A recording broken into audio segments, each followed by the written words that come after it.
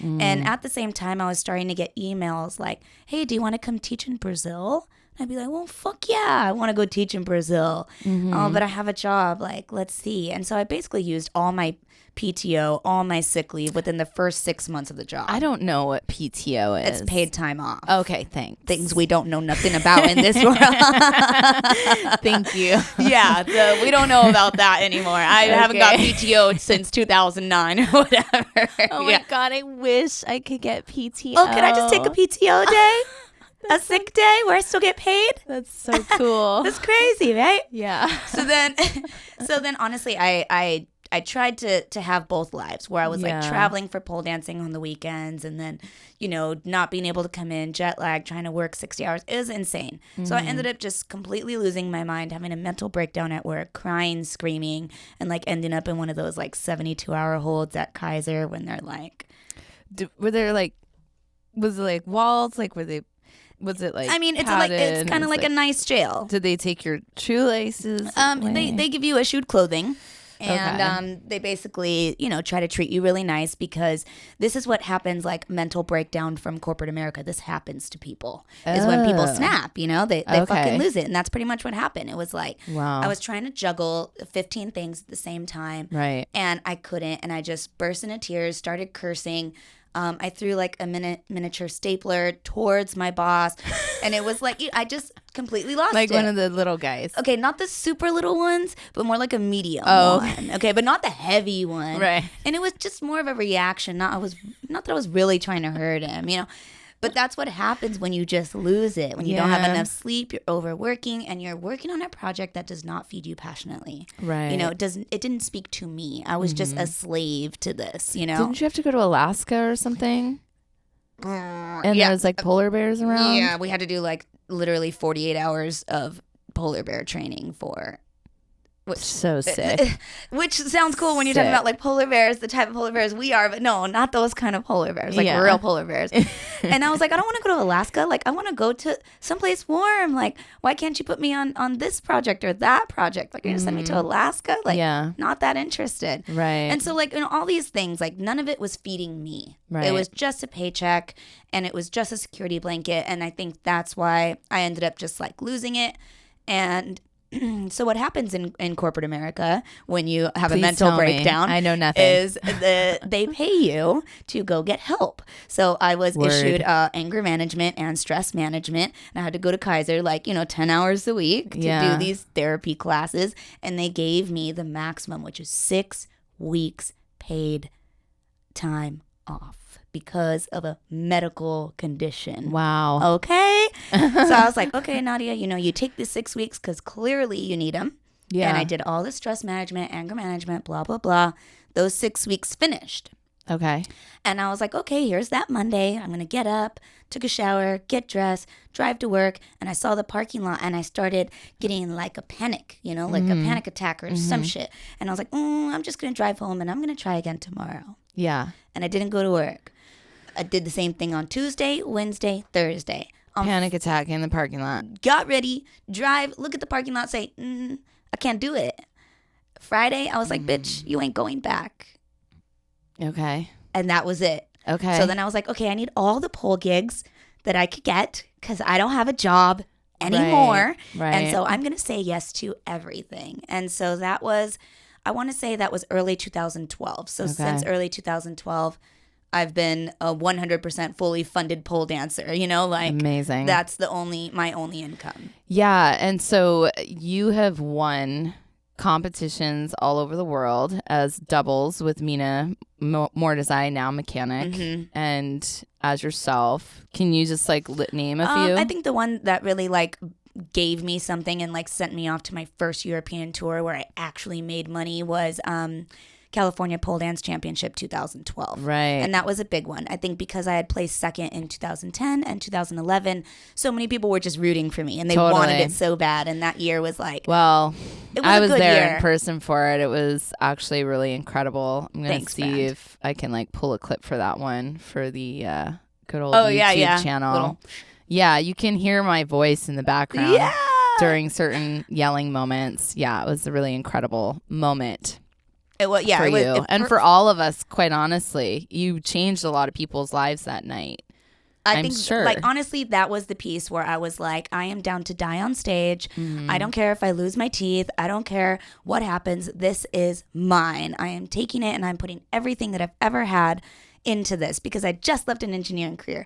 I just left like all this stuff, and it was just like, what is happening to my life? Right. Let me leave it all on stage. And that was the first time I ever like danced in a way that it was like just I had to. It was like there was no maybe. It wasn't for funsies at that point. It was real life. Yeah. So like all leading up to that, you just knew it was yours, basically. Yeah. Like you made yourself believe it. Yeah. I was like, sorry, everybody else in line, you're not getting it. This is mine. And it was the only time I ever really felt like that. Right. Because I needed it. I left a fucking career. I just spent 6-7 years in school to study, and I just left it after 6 months, 7 months. Wow. Can you imagine what that's like? Yeah, no. I'm trying to think. Like where you just dedicate all this effort. My full-time student loans, all my life was just dedicated to education. And then I just left it. Yeah. Well, I think that you're really fortunate that your body and your like subconscious was communicating with you, because I'm sure that there's plenty of people that are receiving messages from their subconscious and they're just not able to listen and to make that choice you made. And then they do find themselves at an older age like, what have I been doing? And it always reminds me of this one particular comic by Jack the Stripper, where it's like a woman in a cubicle. Oh, I love that and one. And on the other side, there's a stripper peeking over, and she's saying, "You're so much better than this job." Yes, I love that one. It is my absolute favorite. It's like tattooed in the brain. Yeah. I thought I remembered it as like the stripper crawling, and she's got like her stilettos and her fishnets, and she's like... Yeah, well, there's probably more than one. This one, she's like peeking over. She's like, her knees are on like the rolly chair, and she's got her stripper shoes on. But yeah, love it. Yeah, but it's just like, because the way I feel about corporate America is like, you're just wasting away indoors all day. Like, how is that any better than what I'm doing? Yeah, it's not. Right. It's equivalent. It's a job. Right. That's what it is. I think that's when people start to insert like morals, and that's like a whole other conversation. Oh, right. Because like none of us would ever dare want to see a pretty dancing lady. Yeah. How immoral is that? Yeah. Yeah. So they partake, and then they call us immoral and shit on us in the process. Now, here's another theory I have about all this, is that this has to do with like sexual fantasy and stuff like that. And honestly, like personally for me, I can't really get off with the idea of knowing that what I'm doing is like fully accepted. It almost turns me on knowing that, like, you know, Jesus thinks it's a sin. Hey, that's and hot. He doesn't, by the way. He doesn't. Well, aren't we supposed to get married or whatever? Most people think that Jesus the real Jesus didn't think that, but that's what people want you to think. Well, I wanna like believe that Jesus is upset with me when I'm having sex, and it makes me. Okay, sorry, I didn't mean to fuck up your fantasy, friend. Well, yeah, thanks. You know, like now gotcha. I gotta dig deeper, and so, you know, like there's something that's really highly sexual about like it being bad. Okay. And so like that's I think maybe another reason why people want to be like, oh, strippers are so bad, but that's only like to turn me on more as a customer. Okay. So like it might not really be shitting on you directly as Anne Marie, you know, this dirty bad stripper. It's more just like, oh, you're a bad girl, right? This is bad, right? Please tell me it's bad. Yes, Daddy. I'm so bad. Yes, Daddy. Yeah. So I feel like I'm a freak. But exactly, I feel like that's kind of why we as a society want to shit on strippers, is really just to get ourselves off a little bit more. Man, you got some really interesting perspectives. I don't know. It's just so like, it helps them help us for them to shit on us, because it makes them feel better, more turned on, and therefore they'll give us more money. Maybe. And so it's like this. Yeah, if you just say, hey, it's okay to strip, it's okay to go to a strip club, suddenly it's not that cool anymore. So we kind of need it to remain taboo. We need to remain like dirty sluts, you know? That's fine. I'm fine with the taboo, but what I'm not fine with is like the abuse that takes place. And that's where, and then it starts to get gray. Like, you know what I mean? Well, it's like, do you want to get choked? Only sometimes. and not that hard. Yeah, so it's like this fine line of abuse and sex that's like, when is it hot and when is it going too far? I've done that. I've almost choked myself out on stage before. Oh, I know that act. Like passed out. With the wife beater? Yeah, I would like tie a thing and I just get really into it and I pull too tight, and before I knew it, I was like, oh, right, I can't breathe. And there's like 200 people watching me. Start clutching at the thing at your neck. It's the fine line where, we exist. Exactly. Yikes. Okay, so, you've also, throughout your pole dancing career, you've transformed yourself once again into a business owner, clothing designer. Tell us about Twisted Movement and what that journey's been like for you, and what inspired you also. God, there was so many things. I'll be dead honest. It was like, after about 4 or 5 years of traveling, it's not fun anymore. I was sick of living out of a bag. I was sick of not really being able to claim my income, so I look like a loser to the IRS. Mm-hmm. I was, sick of just not having the things like an adult would have in corporate America.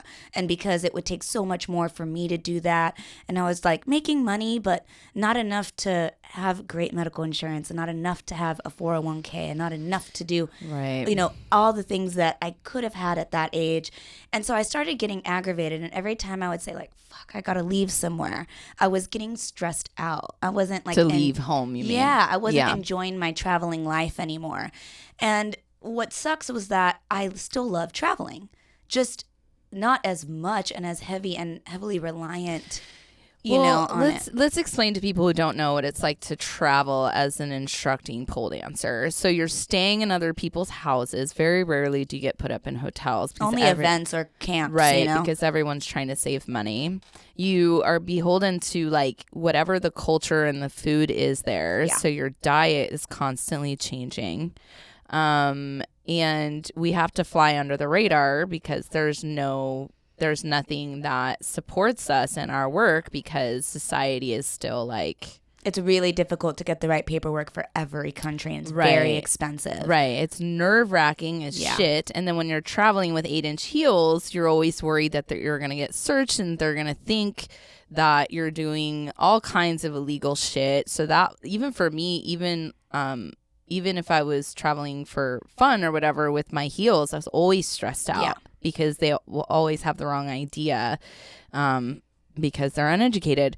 It just it gets stressful. It's stressful. Yeah, my body was not happy. My inner energy was not happy. And then you're not really sightseeing as much because you go there to work. We're working. Yeah. So even if you're jet lagged, your belly hurts, you haven't ate right, you're tired, you got to teach, you got to show, you got to perform, you got to do what you're hired to do. And so I started just like basically becoming bitter. Yeah. And I was like, hey, Nadia, this isn't fair. There are so many people that would love this job. And now you're just being a little bitter bitch. And you need to make this better for yourself. And so the way it kind of started was I arranged 6 weeks off for myself. Where I PTO? I gave myself PTO. I paid myself. Where I was like, you're staying home. Yeah. And you're just going to listen to yourself, and you're going to catch up with your friends and family that you haven't seen. And you're going to just immerse yourself in what life at home is like. And I loved it so much. And I just thought, how can I still travel